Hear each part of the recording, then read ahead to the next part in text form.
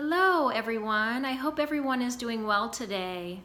I wanted to make a video today about some underlying beliefs and cultural norms that I see that I think are keeping women as a whole in overwhelm, exhaustion, burnout, and feeling guilty for really taking any time for ourselves.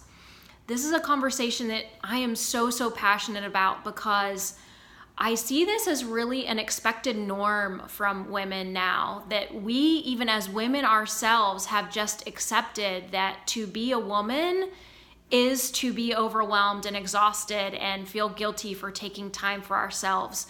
And since it's now just such a norm, we don't even question it.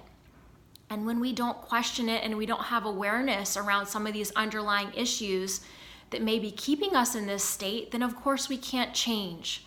So today I wanted to talk about some of these underlying issues that I see that really make us as women more susceptible to this really deep internal pressure to please and to perform and to perfect and to make sure that everyone likes us. And being considerate of other people and their feelings and their emotions is not wrong, but when we start to base our entire lives around that and we lose ourselves and our own truth and our own wants and our own needs and desires, and we bury ourselves and we bury our voice, those things result in overwhelm and exhaustion and burnout. So I wanted to discuss with you all some of those underlying reasons that I think we as women are much more susceptible to this pressure to please that can end up making us lose ourselves in the process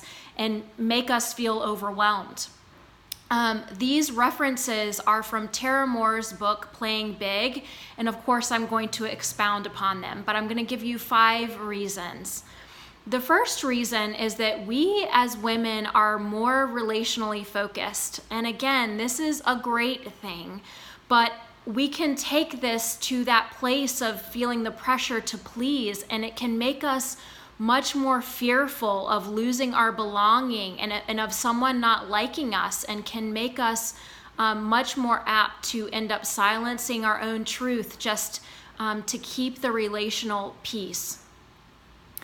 Another reason, and I think this one is so important, is that throughout so much of history, for millennia, women have had to survive through likability and through social influence. So for millennia, we didn't have any power of our own. We didn't have financial power or legal power or physical power. And so really the only ways for us to procure what we wanted and what we needed was to ensure our likability, to ensure that others liked us. And while so much has changed for us externally, as far as equal rights and having equal amount of power in many places in the world, so much has not changed internally. These mindsets of pressuring women to be likable have been passed on through generations and generations of women. And our mindsets, quite honestly, haven't quite caught up with our external freedoms. We still feel this internal pressure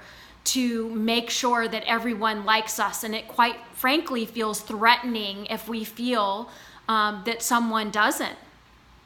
Another thing is that women typically have a lot more awareness and intuition of other people's reactions. There have been studies done that show that as women, much more so than their male counterparts, will pick up on the vibe of a room, the energy of a room, will pick up on nonverbal cues, facial expressions, things of that nature. And again, while this is an amazing skill, it can also make you read too much into a situation, things that quite honestly perhaps aren't there, but also that aren't your responsibility, that you're not responsible for another person's emotions or their feelings. Of course, we want to be kind and considerate, but we can't take that responsibility onto ourselves of things that aren't explicitly communicated to us. Another reason is the cultural focus on women and girls' appearances. And what that has done for us as women growing up in that culture is that it has communicated to us that the way that we are perceived by others is much more important than what we ourselves are experiencing on the inside of us. So we learn to worry about the way that we're perceived much more so than what's happening with us internally. The last thing that I want to share is our good girl conditioning. So this conditioning of don't rock the boat, don't speak up, don't be too loud, don't be too opinionated, be modest, always be nice, make sure everyone likes you at all costs. Again, these things can keep us in this huge internal pressure to please, and therefore run ourselves into the ground and make us extremely fearful of not pleasing others when we have grown up with that good girl conditioning. I would really love to hear from you all if any of these things sparked some thoughts for you, if you hadn't thought about some of these things in this way, your own personal experiences, what may have resonated with you from this. Please reply. I would love to hear. I am sending you all so much love today surrounding this. I think this is such an important conversation, and I can't wait to continue it with you all. I hope you will join me in starting to flip this script in our own lives and starting to live in our freedom to choose what does and doesn't serve us in our life. Sending you all so much love, and talk with you soon.